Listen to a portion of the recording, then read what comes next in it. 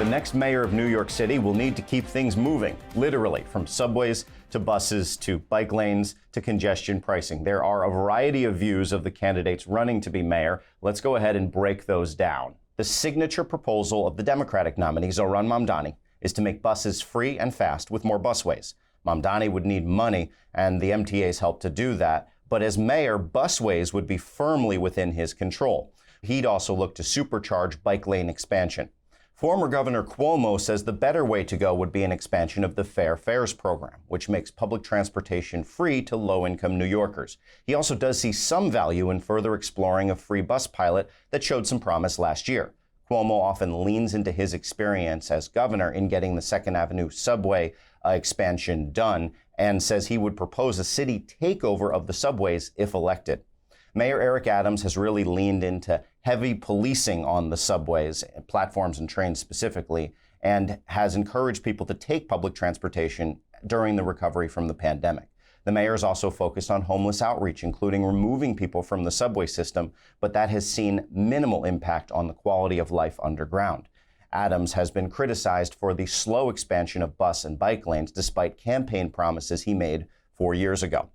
Curtis Sliwa, the Republican, has been a skeptic of bike lane expansion and is pledging to end congestion pricing, which tolls drivers entering Manhattan below 60th Street, even though the governor and the MTA primarily have control of that program. Sliwa also says he would work to combat fare evasion on buses and subways.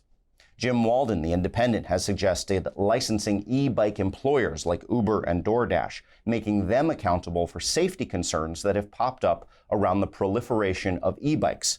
Walden also said he would pause congestion pricing and not bring it back until there's a better, well-thought-out plan for implementing it. Finally, he says he would work to increase the number of EV charging stations around town.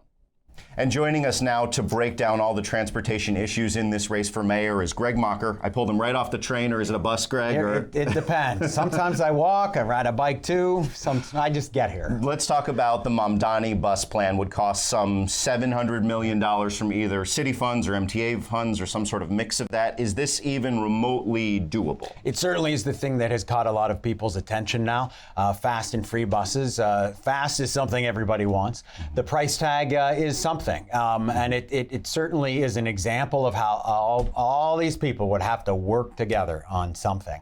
The city does contribute to the MTA's budget. They pay for a portion of the bus operations already. But all of that would have to be worked out. You'd have to have the governor on board. It would even take an MTA vote in order for a fare to change. That's a policy that state law requires that the board vote on. The MTA chairman has been very careful to not endorse. I think he certainly doesn't want to endorse a candidate. He hasn't come out to say either way if he thinks they should be free. He's been asked that directly several times. He keeps returning to, well, I'm glad they're talking about transit, which is something that we can all agree on. But this is something that would have to kind of wait and see.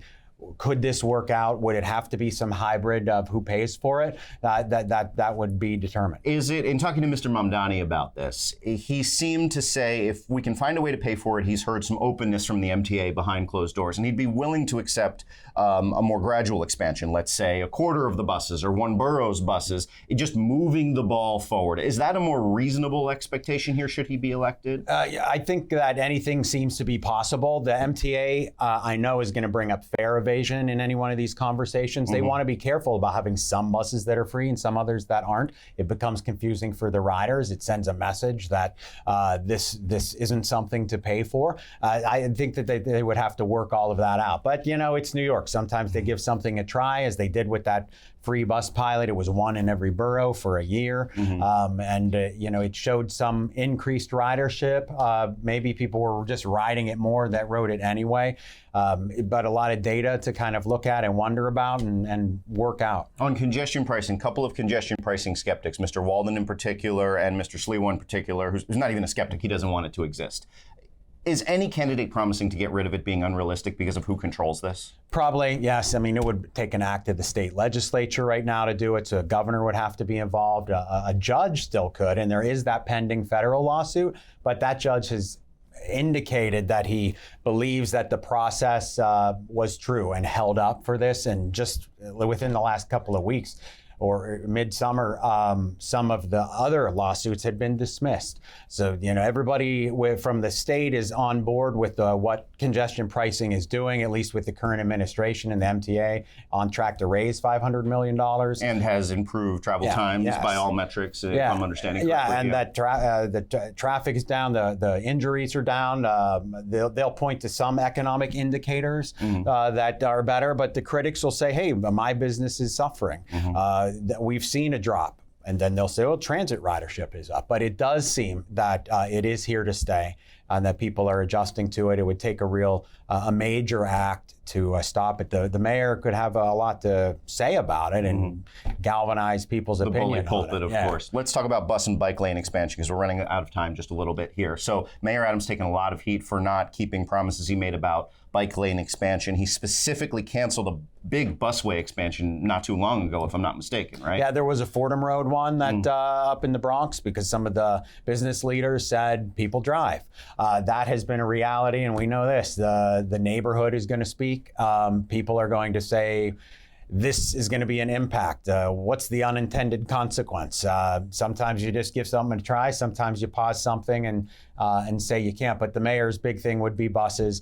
If somebody wants to move ahead with that, they're going to get applause on one side and criticism on the other. So maybe Mayor Adams found out, easier said than done. Real quick at the end here, former Governor Cuomo proposing the city take over the subway system.